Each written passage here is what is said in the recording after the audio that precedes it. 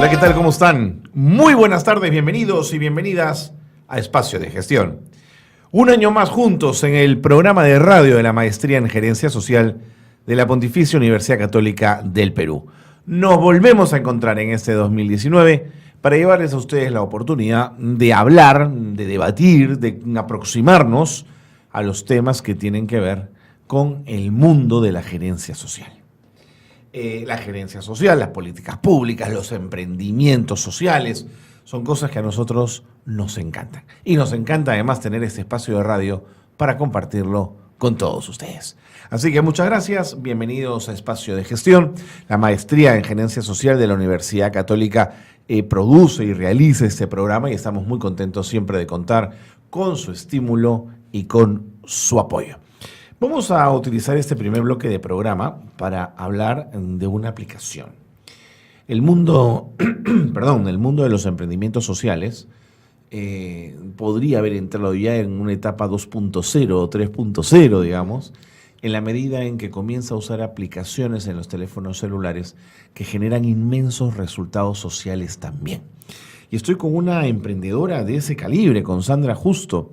Ella es gerente general de Ecotrash. Es una empresa que se presenta a través de una aplicación que permite reciclar desde casa. Pero el objetivo es revolucionar la gestión de los residuos sólidos mediante un sistema de compensación para los usuarios. Mi abuela diría, por la plata baila el mono, ¿no es cierto? Pero bueno, no quiero contarles yo demasiado porque creo que Sandra es la indicada para contarnos de esto. Sandra, bienvenida. ¿Qué tal? Mucho gusto, muchas gracias tenerte aquí. por la invitación. De hecho, quiero contarles un poquito de Ecotrash. Nosotros como tal, como lo mencionó usted, Carlos, pues nosotros somos una plataforma y una aplicación que netamente te premia por reciclar y facilitamos el trabajo de los recolectores. Uh-huh. Es premio por reciclar y premio por entregar a los recicladores. Claro.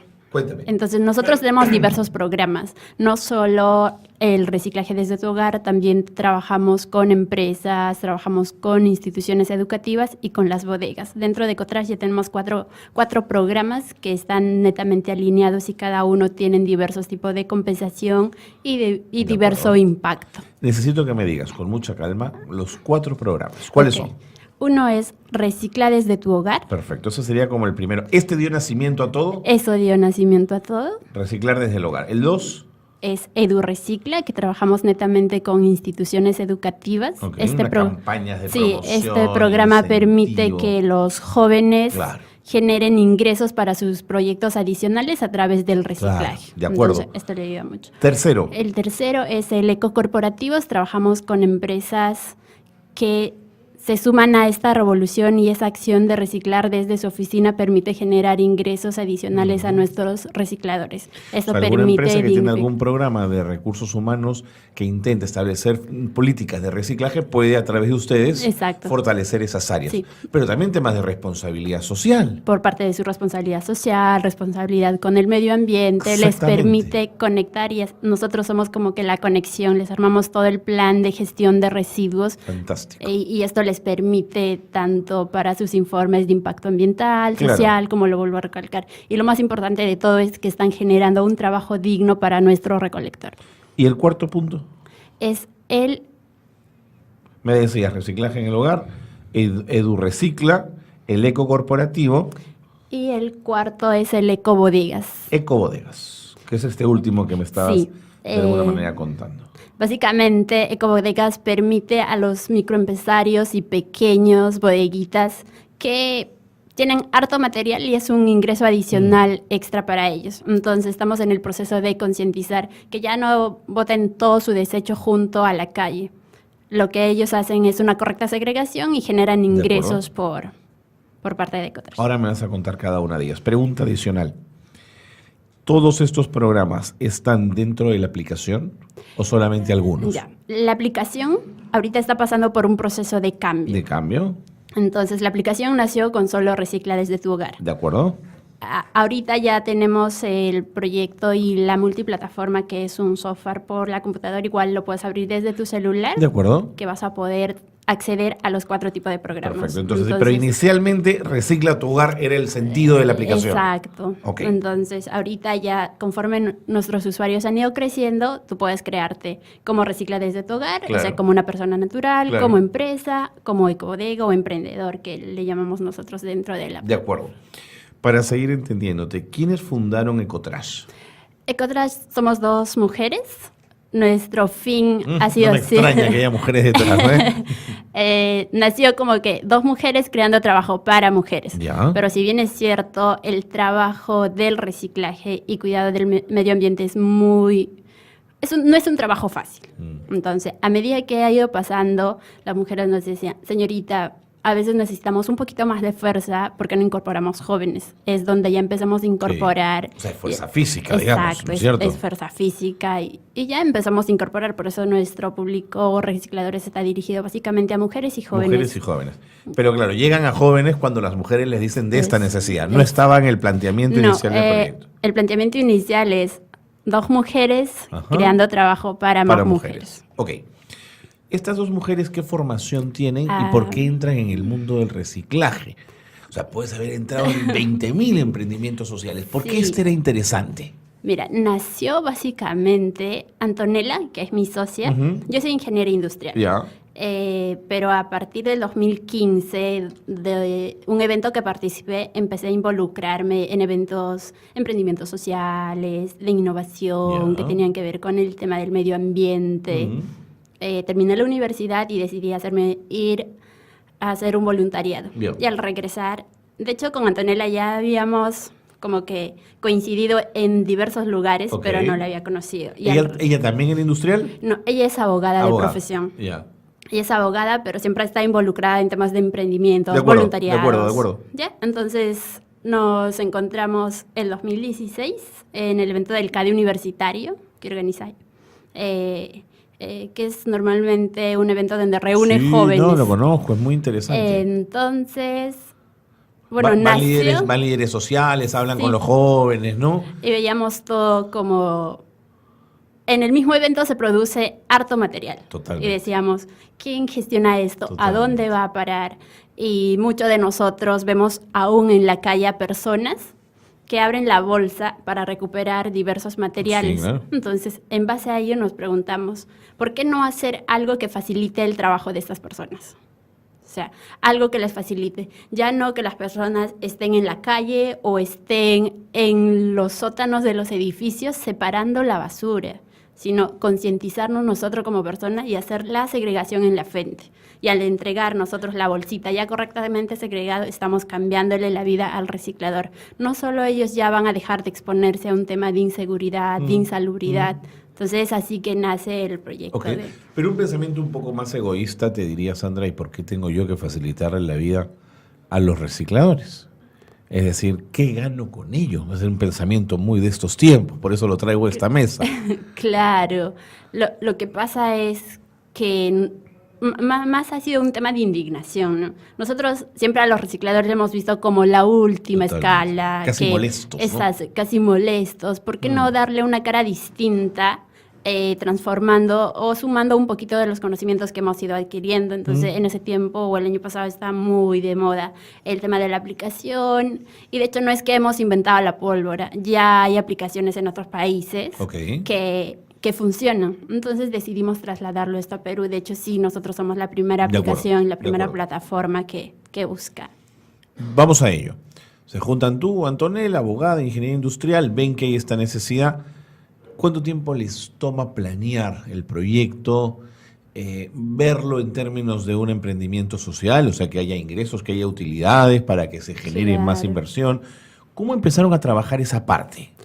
La planeación casi se llevó por un año con pruebas pilotos, porque empezamos con un edificio, Ya. con un colegio y con una empresa para ver cómo funciona y encontrar el modelo correcto. Pero Sandra, no es poco tiempo y me parece que es un interesante piloto de un año, es como para tener evidencias muy Lo potentes, hicimos, ¿no? Claro, lo hicimos de agosto a diciembre. Ajá. Antonella, de hecho, no estaba acá en Perú. Ujú. Ella estaba realizando un MBA Fuera, en vaya. INCAE. Ok. Entonces, lo que hacíamos es, yo me encargaba de la parte operativa, ver cómo funciona todo y ella con todo su equipo de estudio, ver qué metodologías vamos a hacían utilizar el análisis de los exacto, datos. Bueno, para está bien. potenciar todo. Muy bien. ¿Y entonces qué descubren? De hecho, descubrimos, es como que reciclar desde tu hogar, que sí funciona, porque no solo se involucran niños, jóvenes, adolescentes, sino esto nos ha ido llevando como una cadena. Señorita, yo tengo mi empresa y que yo puedo hacer la conexión. Entonces, ha ido creciendo como recomendación de boca a boca. De acuerdo. Entonces, eso nos ha ayudado mucho y con solo el ver el hecho de que la primera semana que hicimos toda la publicidad y ya se vuelve constante. Por ejemplo, tenemos reciclatones que llamamos en los edificios. Ok. Son semanales y ya vemos que todos los niños... Todos que participan. todos participan. Qué interesante. Y hay en 2 ocasiones que no hemos podido ir por temas operativos, pero hemos tratado de comunicarnos porque tenemos la aplicación y tenemos su WhatsApp de nuestros usuarios. Y normalmente a la siguiente semana no es que lo voten, o sea, el material lo han guardado para la otra semana. Claro. Y ves tú ya que un compromiso directamente Ok. de nuestros usuarios es lo que nos ha motivado a seguir en realidad. Sandra, déjame seguir explorando, por favor. Ok, entonces tú me convences de la necesidad de segregar. Sí. Yo tengo en mi cocina mis 3 basureritos, o 2 basureritos, dependiendo, ¿no es cierto? Normalmente. Plásticos y orgánicos. Tú te vas a llevar mis plásticos, ¿no es cierto? ¿Cuántas Nosotros veces a la semana? Actualmente recolectamos todo tipo de plástico Ok. y todo tipo de papel y cartón. Papel y cartón, perfecto. Entonces, todo eso se va... yo puedo entrar a la aplicación y decirte que vengan a recoger. Justo por esa metodología, cuando iniciamos, directamente íbamos a las casas, No. pero es un poquito ineficiente. Claro, porque es casa por casa. Casa por casa. Entonces, el piloto nos permitió descubrir el tema de las reciclatones. ¿Qué hacemos? Normalmente los edificios que trabajamos tienen un punto en común. Entonces, Muy bien. el recolector va de 1 a 2 horas, ya tienen sus horarios establecidos cada uno, que se les comunica por la aplicación, Ujú. y ellos bajan con todo su material. Se les pesa, se les asignan los puntos y pueden hacer el canje al instante o solicitar por la aplicación. Eso me parece interesante. Entonces, haces una reciclatón, se junta todo. El reciclador sabe por la aplicación dónde va a haber una reciclatón para estar ahí. Sí. ¿Se te pueden presentar 20 recicladores o no, Sandra? Lo que pasa es que nosotros sectorizamos. Ya. Entonces ya tenemos Ok. designado. No hay pelea, digamos. No. Ya, ok. Ya tenemos designado Ya. para tales reciclatones, para Muy las bien. empresas, para las bodegas, para los colegios. Y entonces que asignas recolectan. puntos, me dices. Exacto. ¿Y un punto qué significa? ¿Qué vale? Ya. Por ejemplo, con 1 kilo de plástico tú puedes ganar 10 puntos. Ya.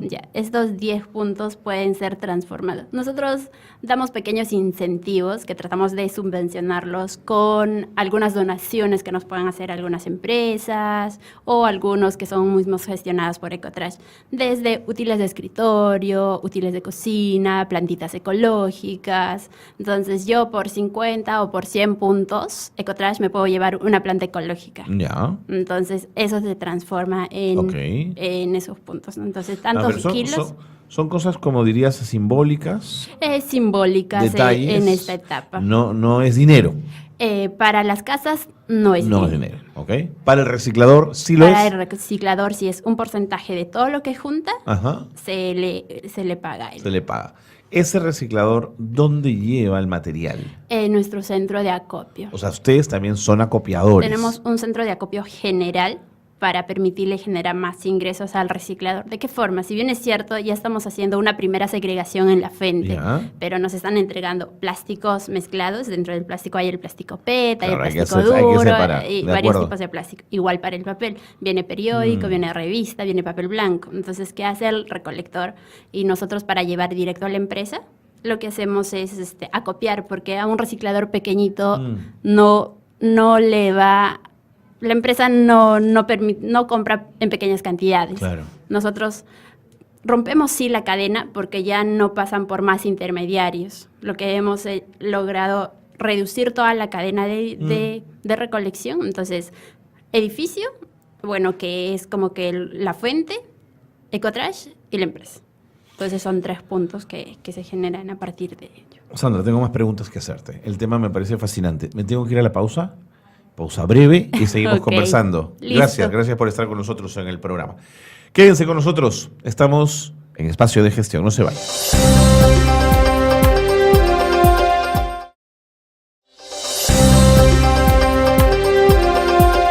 Continuamos en Espacio de Gestión. Qué bueno que se han quedado con nosotros. Si usted se incorpora, en tal caso, a la señal de Zona PUC, desde donde estamos transmitiendo Espacio de Gestión, quiero contarles que estamos con Sandra Justo, gerente general de Ecotrash, una aplicación que permite reciclar desde casa y tiene como objetivo revolucionar la gestión de los residuos sólidos mediante un sistema de compensación para los usuarios. Ellas, porque son Sandra y Antonella, las dos socias de este proyecto, de este emprendimiento social, trabajan con mujeres y con jóvenes, justamente. Y nos habíamos quedado en algo que yo quisiera entender. Es decir, tú tienes al reciclador contigo, porque va a ir a tus reciclatones. Te va a dejar el reciclaje en tu planta, ¿no es cierto? O sea, ahí te estás ahorrando desde camiones, todo el tema del transporte, porque va a ser otro el que se va a encargar. Y cuando este reciclador entra en tu planta, tú le tienes que pagar por ese plástico. Exacto. ¿Tu pago es un precio, lo que le das es un tema competitivo o por toda esta cadena baja un poco el kilo, digamos, lo que pagas por un kilo de plástico? Ya. Lo que pasa es que como nosotros aseguramos, el reciclador, si bien es cierto, su ganancia es día a día. Ujú. Entonces, él para llegar a recolectar 20 kilos de plástico Ujú. tiene que caminar muchas horas y tiene que pasar todo lo que pasa. El kilo de plástico es una monstruosidad de plástico. Exacto. Parece mucho. Exacto. O sea, parece poco, pero es un montón, quiero Manejémoslo decir. como en 20 kilos, Ok. que es el ingreso promedio de un reciclador. De acuerdo. Más o menos entre $7, que equivale a 21 o 24 soles, y en sus mejores días puede llegar a más. A Pero más. es un promedio. Muy bien. Pero ¿qué le asegura Ecotrash? Le asegura incrementar sus ingresos. ¿Cómo? Generando más material concentrado en un solo punto. Por ejemplo, en una reciclatón, se puede generar de 200 a 300 kilos entre papel y plástico. Esto permite que el recolector no genere 24 soles, genere mayor ingreso de acuerdo al porcentaje de pago. que se Caminando tiene. menos, además. Y caminando menos. O sea, una Es un inversión de punto tiempo. asegurado. Claro. Ya no está las 10 horas o las 12 horas, está 2 horas. Si en un día puede hacer de 2 a 3 reciclatones, ya son mayores ingresos. Entonces, eso es lo que permite Ok. Ecotrash. Te Cada doy vez que mayor entra- material. Sandra, perdóname, que antes que se me vaya la idea. Cada vez que entra un reciclador a tu planta, ¿pagas? ¿O es una cuenta al mes, a la semana, a la quincena? Normalmente lo que estamos trabajando con ellos son ahorita de 3 a 4 días, Ajá. pero todos los estamos monetizando a Ok. través de una tarjeta porque... Les depositas en una cuenta, Exacto. claro, lo más Es lo más rápido, lo les más... estamos enseñando como que a crear. Además, los incorporas en el sistema financiero, Exacto, digamos, su ¿no? primera cuenta porque no pagas nada, es como Claro. que los estamos incorporando dentro de... Me parece interesantísimo. Más preguntas. Esta planta, ¿cuántos metros cuadrados tiene? La planta de nuestro acopio, 500 metros. 500 metros. ¿En qué capacidad está?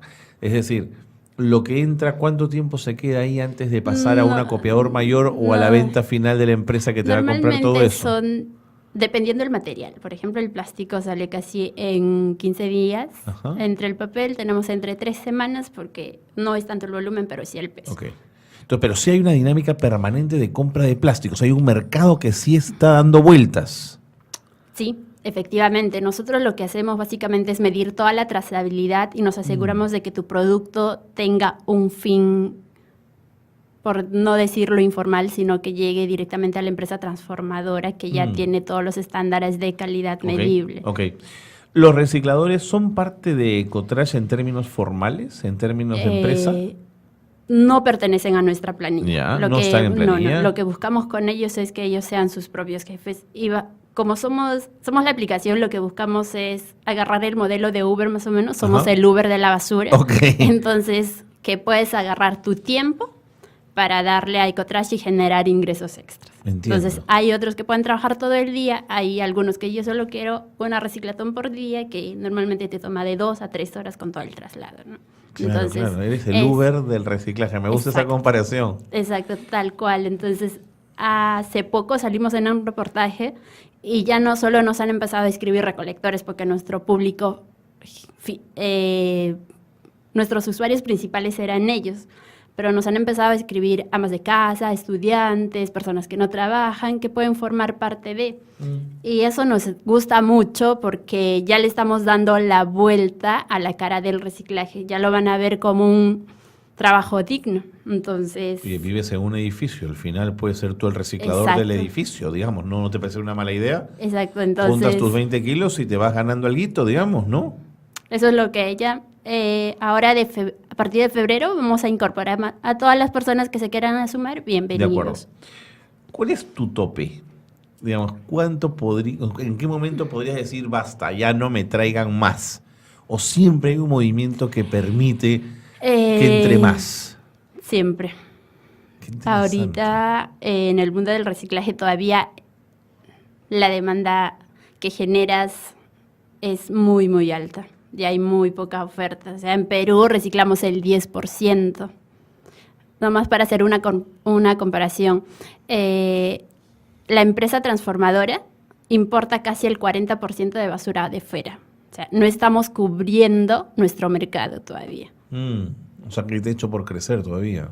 Y hay muchísimo techo para crecer. O como yo siempre digo, no somos la competencia de nadie porque hay mucha basura para todos. Hay basura De para acuerdo. dividirnos para todos. Dime una cosa, ¿es un mundo complejo de piratas? ¿Se juega sucio? Por lo que hemos visto en algunas ocasiones, sí. Porque hay muchísima informalidad aún. Ujú. Entonces, en lo personal, nosotras hemos tratado de mantenernos al margen, no competir básicamente porque el reciclaje, no sé si lo sabes, pero se mueve muchísimo de noche y en la madrugada. Ujú. Entonces, sí es complejo. Sí es complejo y cambiarle el chip a las personas que han venido trabajando de una forma y que lo pueden hacer distinto es nuestra chamba de día a día. ¿Crees que alguno de estos recicladores con el tiempo pueda convertirse en su propio empresario, digamos, en alguien que hace lo que ustedes están haciendo? Claro que sí. Pero Pueden tener un punto de acopio. Necesitarían contar con un punto de acopio, digamos, que esa sería la clave del negocio, ¿no es cierto? Claro. Entonces nosotros, lo que buscamos de hecho con Ecotrash es no nosotros ser el punto de acopio general. Nuestro fin es facilitar, Claro. conectar, hacer Claro. la conexión. No es llenarnos de puntos de acopio, sino buscar personas que están interesadas. Claro. Y de hecho nos han escrito ya, yo tengo 50 metros cuadrados que no las utilizo, puedo ser un punto de acopio. Ok, Entonces, interesante. es interesante para nosotros, buscamos en diversos lados y hay personas que se quieren sumar y generan ingresos por su espacio muerto que tienen. De acuerdo. Para un viejo como yo, hacer una app me suena tan difícil. Y los códigos, las pruebas, en fin. ¿Qué tan difícil es hacer una aplicación como la que ustedes tienen? En realidad, dependiendo mucho a qué mercado estás ligado. Como ser reciclaje es una aplicación muchísimo más sencillo, porque yo solicito el reciclaje, veo cuántos puntos voy generando, canjear o donar mis puntos. Entonces, el algoritmo sí, de hecho tiene su complejidad. De acuerdo, pero es una aplicación sencilla. De acuerdo al requerimiento. Uno, para que sea interactivo con nuestros usuarios. Así es. Y dos, facilitarles, porque si yo hago una aplicación con demasiados pasos, el usuario, me cansé de pedir, ¿no? Es con un solo botón, O sea, el fin es facilitar por todos los aspectos. Pero mira posibles. cómo ahora sí te ves en la necesidad de ampliar tu aplicación y de fortalecer ese algoritmo, porque se te vienen más Exacto. cosas, ¿no? Sí. Actualmente ya la aplicación ahorita está en un 80%. Yo creo que no pasa de enero para que lancemos la multiplataforma y puedas crearte los usuarios por cada tipo de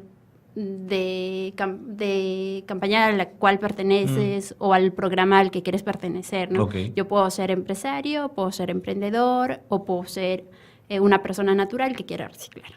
Si yo soy bodeguero, ¿cómo gano? ¿Cómo entro en el juego? El bodeguero gana, lo que hacemos es normalmente invertir, ¿no?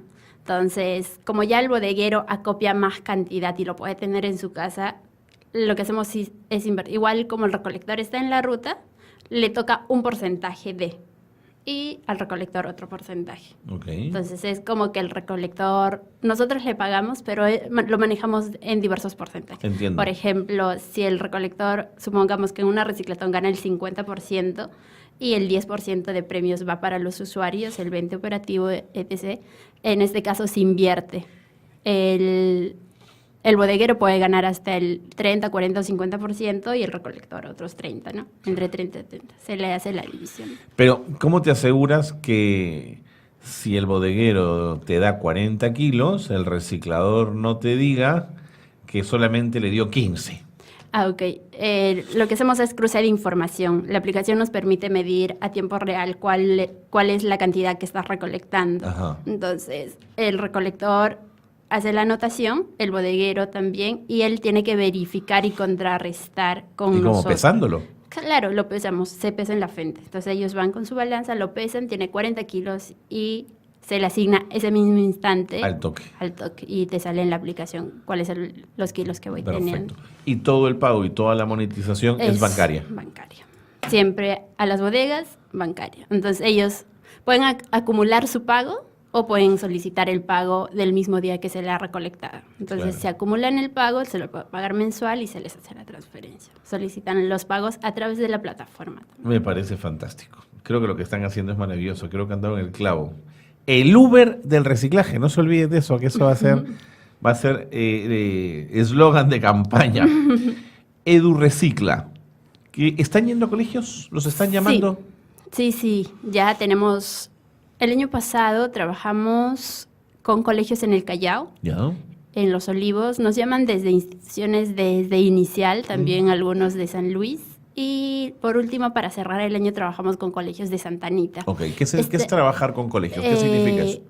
Implementar el proyecto Edu Recicla en los colegios, que no solo te dice recicla, ¿no? Lo que nosotros hacemos es toda una campaña de concientización con los alumnos. Entonces les orientamos desde una charla ambiental, dentro del paquete de Edu Recicla también está una charla de emprendimiento para los alumnos, y el otro que tenemos un aliado, una organización que nos permite dar charlas de orientación vocacional. Okay. Entonces le hacemos un seguimiento y le decimos que a través de todo, cómo ellos pueden emprender desde el colegio, a través de cómo juntando todo el producto reciclable que puedan tener a la mano. Ujú. Entonces hemos implementado ya los programas de EduRecicla en colegios. Por ejemplo, el año pasado en Santa Anita recolectamos en un solo colegio 2,5 toneladas Toma. de papel. Es un montón. Es un montón de material que ellos puedan generar. Entonces, ¿Y en quién otro se lo digo? colegio... La misma lógica. Tus recicladores van, recogen un porcentaje, entra perfecto el sistema. Entonces, es el sistema. Y lo que buscamos es estandarizar, ¿no? Es Claro. como que ahorita ya tenemos proyectos que son así... Ya sabemos que una reciclatón generas tanto. La empresa Ya te hay da un estándar tanto. ahí, claro. Entonces, como que el reciclador siempre buscamos motivar y concientizar también, ¿no? De acuerdo. Entonces, si tú has sido el reciclador del mes, te toca ir a un colegio Muy o ir a bien. una reciclatón. Perfecto, los vas premiando. Exacto. Última pregunta, que el tiempo me gana. ¿Cuántos recicladores tienes trabajando contigo? Normalmente en el equipo somos 7 ahorita. 7.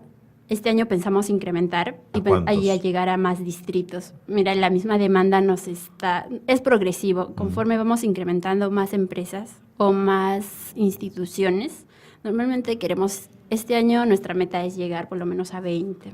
A 20, de acuerdo. Una pregunta que no sé si es prejuiciosa o no. ¿Barrio tradicional o de clase media alta genera más basura que barrio o distrito de clase media baja? ¿O no necesariamente? ¿O diferente tipo de basura es la que te genera? Exacto. Casi el porcentaje es la misma, por Mira. ejemplo, pero es el porcentaje del contenido de basura. Claro. Por ejemplo, media alta, todo es fast food. Ok. Media baja es más productos orgánicos, se podría decir. Ok. Entonces sí hay como que cierta variación. Ya, de acuerdo. Ah, mira, interesante. Escúchame, Sandra, me están haciendo ya gestos que tenemos que terminar esta conversación. Quiero agradecerte mucho que nos hayas acompañado y desearles mucha suerte en este 2019, porque tienen un proyecto lindo donde parece, por lo que nos has contado, que todos ganan. Exacto. Que es un poco la idea de un emprendimiento social, donde todos salgan beneficiados y estén contentos. Muchas gracias por haber venido y vente cuando quieras contarnos algo, tengas alguna reciclatón entre manos. Claro avisas, que sí, muchísimas gracias por la invitación y para comentarles que actualmente casi estamos en todos los distritos de Lima, entonces nos pueden escribir si tienen un edificio multifamiliar, una empresa, un colegio, que esto les va a permitir no solo generar o ganar pequeños premios significativos, sino apoyar a que esta tasa de reciclaje en Lima y en el Perú se incrementa. Buenísimo. Muchas gracias nuevamente. Gracias. Pausa y seguimos con más. Esto es Espacio de Gestión.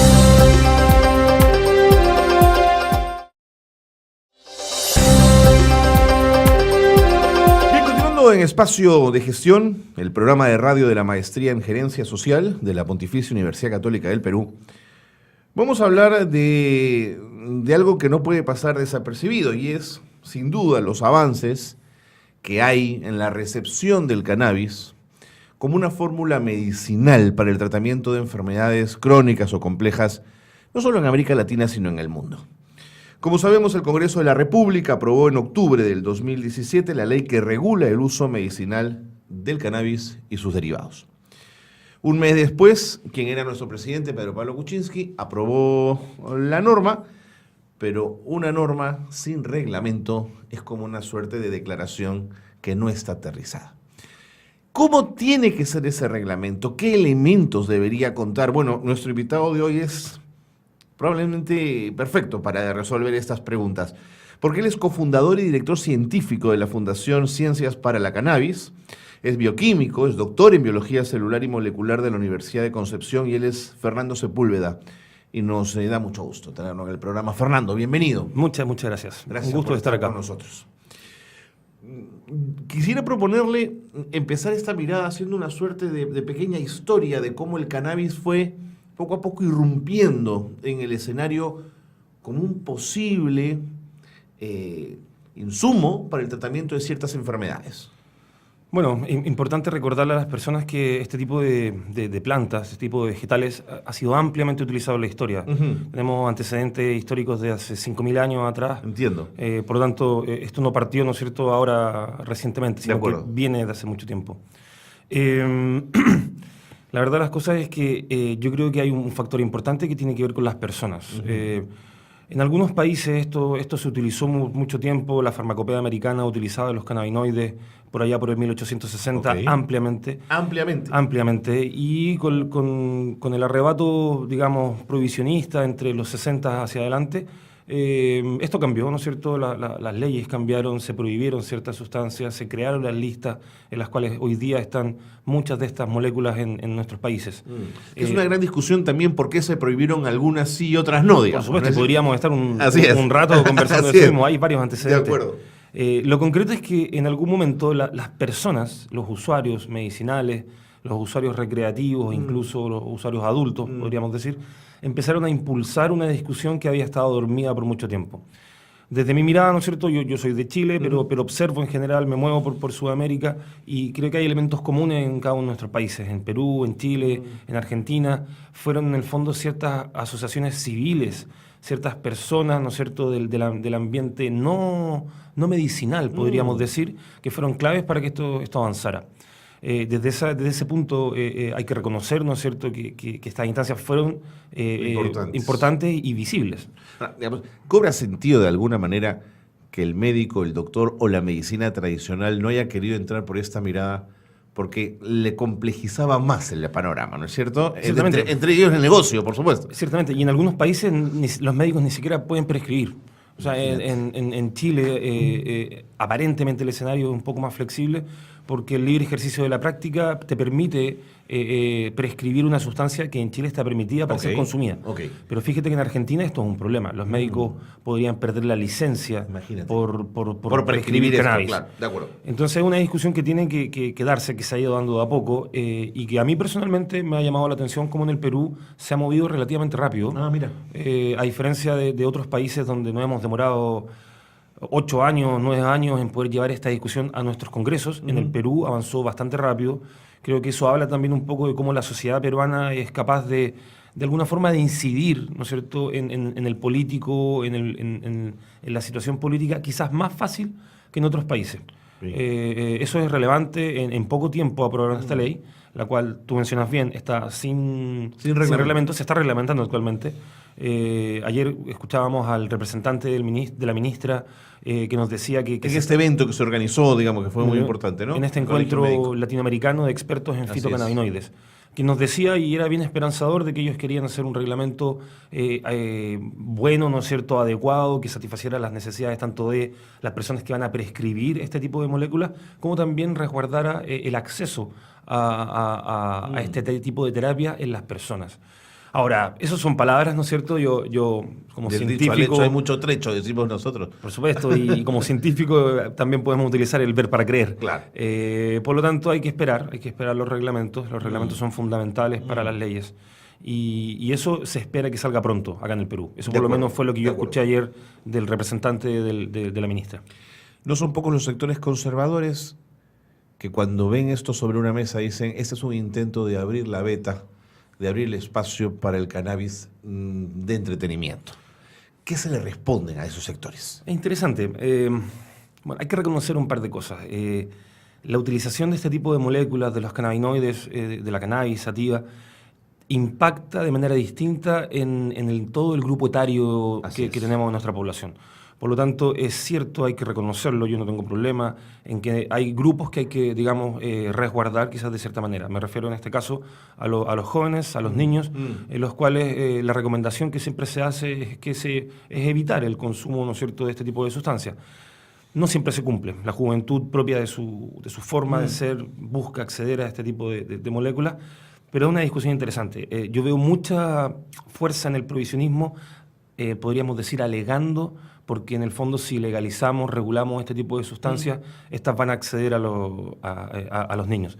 Yo quisiera decirles que es lo mismo que pasa con el alcohol, que es lo mismo que pasa con el tabaco. En el fondo hay que tener campañas de prevención insistentes, duraderas en el tiempo, que busquen proteger a esta población. Saliéndose de la juventud, por decirlo, el adulto es una persona en la cual ya tiene un desarrollo neurocognitivo que le permiten y lo habilitan para poder recetarse, administrarse este tipo de terapias con un fin medicinal y con un fin adulto, recreativo, ¿no es cierto? Hay gente que no le gusta decirle recreativo, yo no tengo ningún problema. En el marco de su propia libertad y su libre albedrío, además, ¿no es cierto? Por supuesto.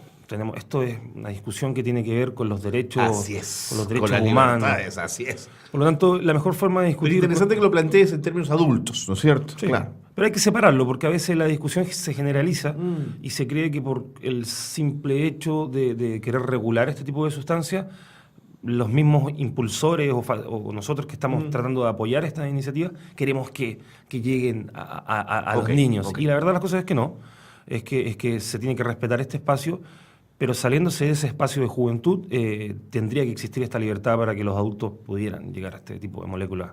De acuerdo. Libremente. Dicho eso, y apelando a tu parte más científica, ¿qué tiene esta molécula que genera tanta discusión?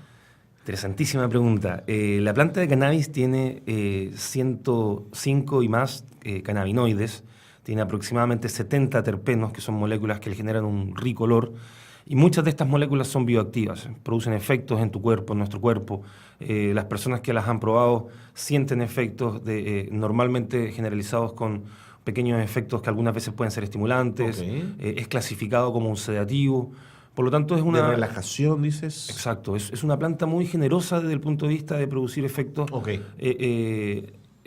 agradables, tranquilizantes en algunos momentos, porque está clasificado como un sedativo. Yo creo que genera discusión porque hay algunas personas que probablemente están dentro de este grupo también prohibicionista, podríamos decir, que cuando han probado la cannabis se han sentido quizás muy diferentes. Los usuarios poco experimentados de este tipo de sustancias tienen una opinión bien crítica. Yo creo que es una opinión basada en el desconocimiento. Por supuesto, si un día te tomas una dosis inadecuada de cannabis, puedes sentir que piensas diferente, que sientes diferente, que quieres actuar diferente, y eso en algunos contextos es a la gente que no quiere que tú pienses diferente, que no quiere que quieren que pensemos igual. Hay una reflexión ahí biopsicosocial, biopolítica incluso diría yo, que hay un sector de la sociedad que no quiere que pensemos distinto, no quiere que tengamos terapias naturales, podríamos decir incluso de libre acceso. Quieren que estemos pensando de una manera regular, la cual permite que este modelo que hoy día en el cual vivimos, que no lo quiero criticar duramente, pero tiene algunos aspectos criticables, opere.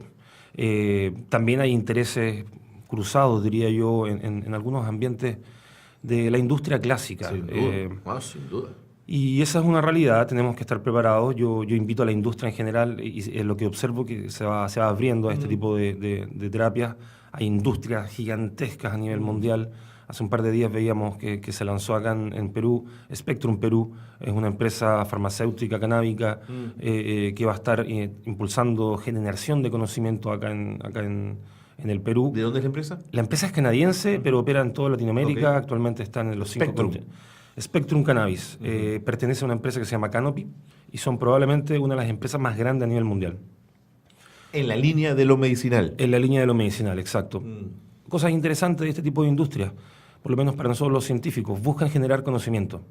Yo sé que a veces muchas personas son críticos con la industria, yo también lo soy, pero hay algo que tenemos que tener en acuerdo. Avanzar en estas materias canábicas necesita de generar conocimiento. Exactamente, en eso estamos de acuerdo. Y eso es fundamental. Y tenemos que hacerlo con el Estado, con los privados y, por supuesto, también con los usuarios.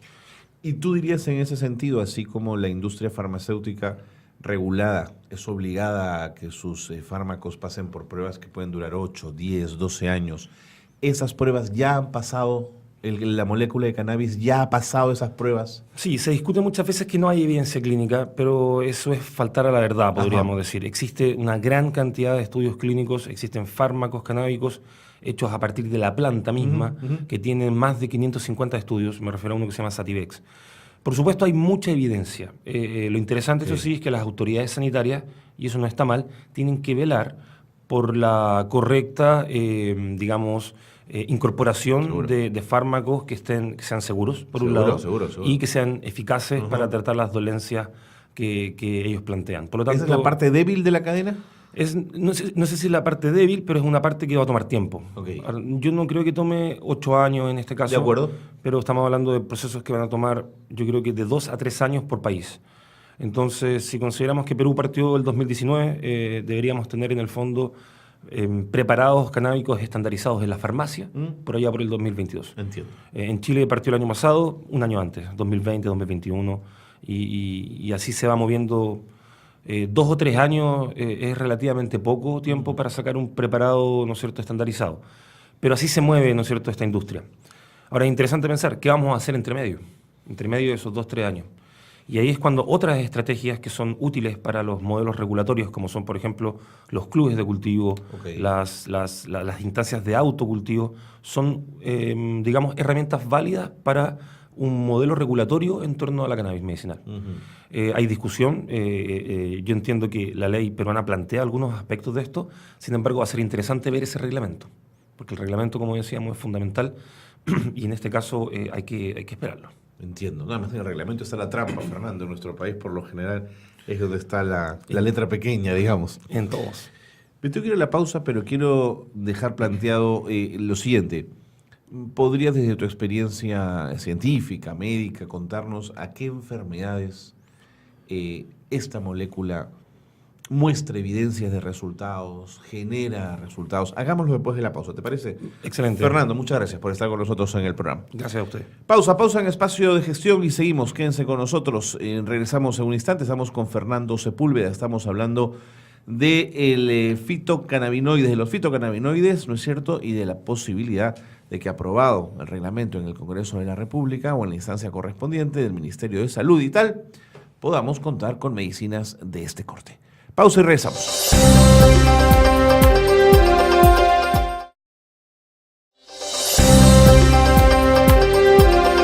Seguimos en Espacio de Gestión, seguimos conversando con Fernando Sepúlveda. Qué bueno que se han quedado con nosotros. Él es cofundador y director científico de Fundación Ciencias para la Cannabis. Él es bioquímico y es doctor en Biología Celular y Molecular de la Universidad de Concepción. Fernando, dejamos en el bloque anterior la pregunta de las enfermedades que tú conoces que el cannabis ha podido impactar positivamente. Yo conozco una experiencia muy personal, única, no representa nada, pero la pongo sobre la mesa, que fue la atenuación de dolores a una persona que sufría de fibromialgia. Esta persona narraba con una emoción muy grande, además, cómo el dolor disminuía significativamente a partir del uso del aceite de cannabis. Pero digamos, de pronto es una experiencia, es un caso que está ahí, pero ¿qué más has visto? O sea, en general, disculpen, la sintomatología más, digamos, aceptada para la cual sirve la cannabis es el tratamiento del dolor. Dolor. La Academia de Ciencias Americana reconoce que hay evidencia robusta para situaciones de dolor asociados a situaciones neuropáticas, dolor crónico, espasticidad, que es una condición muscular duradera en el tiempo que genera mucho malestar en las personas, asociada a la esclerosis múltiple, vómitos asociados en general a episodios quimioterapéuticos, y la anorexia asociada a VIH. Eso es lo que la Real Academia la Academia de Ciencias Americana reconoce. Sin embargo, también la misma Academia de Ciencias reconoce que hay evidencia menos fuerte en situaciones que tienen que ver con epilepsia, cáncer y otros cuadros neurológicos que hoy día se están avanzando en investigar. Hay que separar algunos temas. Para lo que hoy día tengamos evidencia científica robusta, no es solo para lo que puede servir la cannabis. En nuestra experiencia en la Fundación Ciencias para la Cannabis, pero también en el trabajo en la universidad, yo soy académico de la Universidad de Concepción, hemos podido encontrar otras situaciones que tienen que ver, por ejemplo, con el tratamiento de procesos asociados al cáncer. El cáncer es una condición prevalente en nuestros países. Absolutamente. Y cursa, ¿no es cierto?, con dolor. Por lo tanto, tú podrías tratar el dolor asociado a cáncer de una persona con cannabis. Pero también en los cannabinoides, y esto es algo muy interesante, existe un potencial curativo, digámoslo de otra forma, matador de tumores que tenemos que explorar. Y eso es muy relevante. Los cannabinoides son capaces de matar tumores. ¿Cuál es el problema? Las dosificaciones con las cuales se hacen son bastante altas. Y frente a una mayor dosificación, esto requiere mayores efectos de las personas. También hay mayores riesgos, ¿no es cierto? Y es toda una mezcla de cosas. Pero eso no tenemos una evidencia robusta. Pero en el laboratorio toda la evidencia apunta a que con los cannabinoides podríamos matar tumores. Y lo interesante es que serían terapias complementarias a lo que ya tenemos, me refiero a la quimioterapia, que podrían ser una excelente combinación para favorecer la eliminación de estos tumores. ¿Cómo no va a ser bueno, digámoslo así, tener una terapia que permita de mejor manera ayudar a las personas que tienen cáncer? Y otras áreas relevantes, por lo menos para mí, tienen que ver con la ingesta alimenticia. Los cannabinoides, es sabido por las personas que consumen o que han probado la cannabis, que puede generar hambre.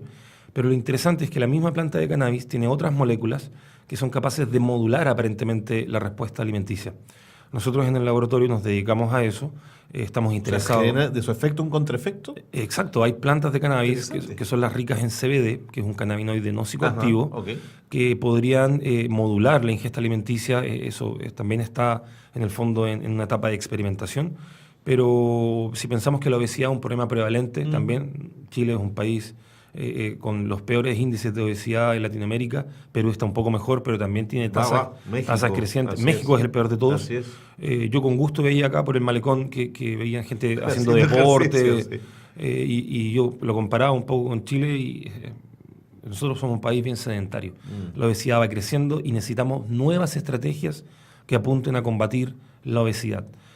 Nuestro equipo es creyente de que en el fondo en la planta de cannabis podemos encontrar moléculas que nos permiten hacer esto. Y es lo que hemos observado también en animales de experimentación y que estamos empezando a probar en humanos.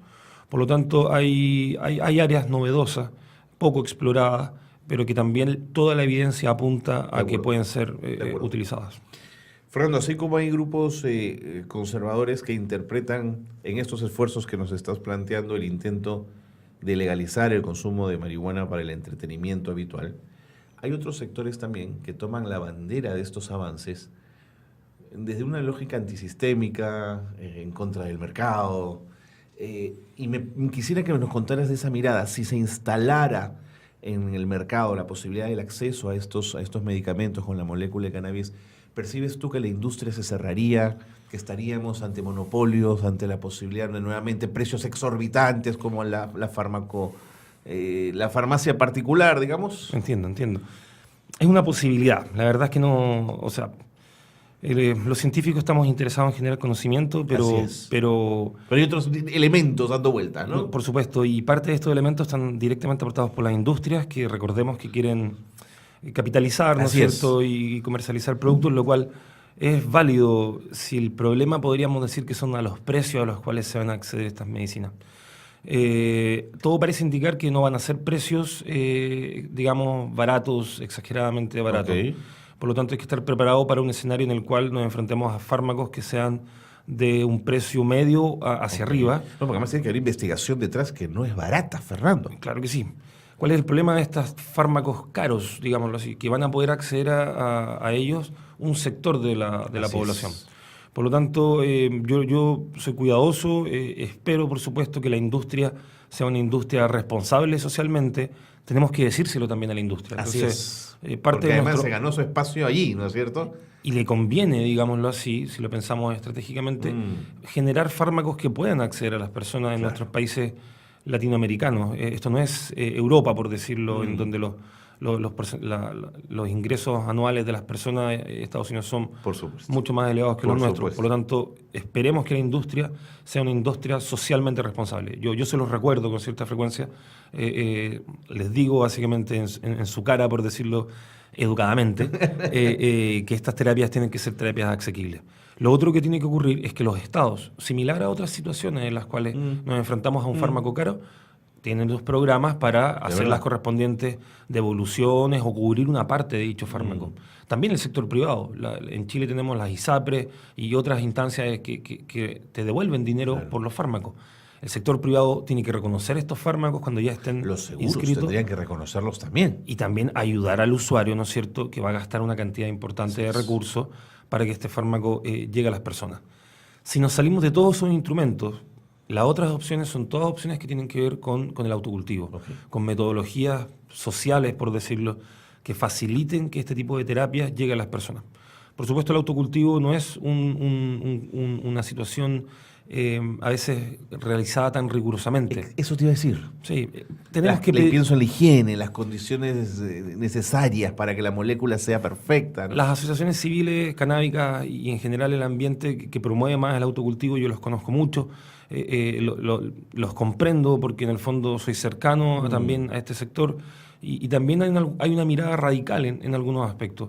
Yo siempre los invito un poco a estandarizarse, a realizar el proceso, aunque sea llevado a cabo en casa de manera pulcra, de manera limpia, como mencionaba. Es lo mínimo que le podemos pedir a alguien que está interesado en utilizar estos preparados. Vas a ganar a un consumidor que está de alguna manera dudando también, ¿no es cierto? Por supuesto, y tiene que generar un producto por sobre todo limpio. Así es. Por sobre todo limpio. De eso estamos hablando. Por lo tanto, el ambiente canábico también tiene que generar instancias que sean adecuadas a lo que estamos solicitando. Hay varias opciones. Yo veo un abanico de posibilidades para que esto llegue bien a las personas. Fernando, me parece que el esfuerzo de científicos y de bioquímicos en esto va a ser central, pero creo también que hay un trabajo importante de comunicación. Por supuesto, por supuesto. Acá hay un mito que tenemos un poco que vencer, ¿no es cierto? Yo diría comunicación / educación. ¿No es cierto? Los comunicadores tienen un rol social importante, o sea, facilitan que la información llegue a las personas. En esa instancia hay un rol educativo. Si la información que llega es inadecuada, las personas pierden educación. Si la información que llega es rica, la gente se educa. Por lo tanto, ¿tenemos que educar a las personas? Claro que sí, pero me refiero a todas las personas. Al usuario, al médico, al juez, al abogado, al policía. Estamos en una situación en que en varios países ser usuario de cannabis está mal visto. Exactamente. Es marginalmente cuestionado. Por eso te lo decía.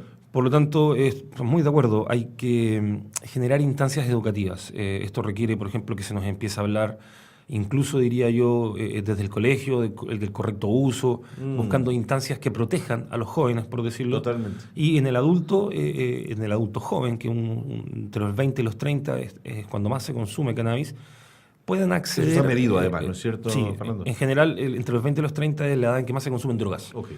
Y solo un comentario sobre eso. Con el pasar del tiempo, este consumo va cayendo. Por lo tanto, lo más seguro desde el punto de vista del consumo de sustancias es envejecer. Todos los que envejecemos vamos modificando nuestra forma de comer, nuestra forma de todo. La cannabis no es la excepción. Hay que entregar información adecuada para que puedan hacer un correcto uso. Pero yo me refiero al amplio nivel, al médico, tú decías al bioquímico. Seguro, yo le sumaría al mismo periodista, al comunicador, que tiene que desprejuiciarse. A los enfermeros, a los psicólogos, a los químicos farmacéuticos, súper relevante. Claro. El químico farmacéutico que está en la farmacia tiene que tener información buena. Los odontólogos, las matronas, que son todos los profesionales que pueden prescribir este tipo de moléculas. Incluso te diría los veterinarios. De acuerdo. Fernando, me tengo que ir. Una última pregunta. ¿Qué ha dicho OMS de todo esto?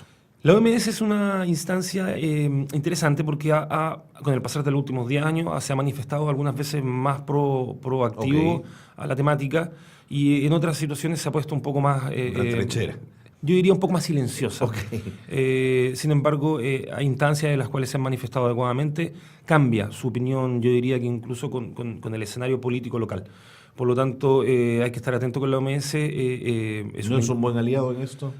O sea, yo no diría que es un mal aliado, para nada. Diría que me llama la atención que en ciertas circunstancias fluctúe su opinión. Creo que igual es un órgano politizado en algunas instancias, similar a varios. Pero es una voz muy escuchada, ¿no? Por eso te preguntaba, por el peso que podría tener el respaldo de OMS, ¿no? Han sacado cosas positivas. El problema es que después se han silenciado. Entonces, la ONU lo mismo. La ONU se ha pronunciado positivamente respecto a los derechos humanos en torno al uso de sustancias. Sin embargo, en la última convención de drogas, la ONU guardó silencio. Las preguntas son, bueno, ¿por qué está ocurriendo esto? Guardando silencio? Y es interesante. Imagínate el lobby que debe haber detrás de esto. Seguro que sí. Tiene que ser importante. Fernando, el tiempo me ganó. Me quedaría un rato más conversando contigo, pero no puedo violentar los minutos que tenemos aquí en la radio. Muchas gracias, Fernando. No, gracias a ti, agradecer el espacio y un gusto de estar aquí en el Perú. Encantado de recibirlos y de seguir discutiendo y debatiendo ese tema tan importante. Muchas gracias. A ti. Muy bien, con Fernando Sepúlveda tenemos que poner punto final al programa. Gracias por habernos acompañado. Gracias por estar en Espacio de Gestión. Nos encontramos la próxima semana. Muy buenas tardes.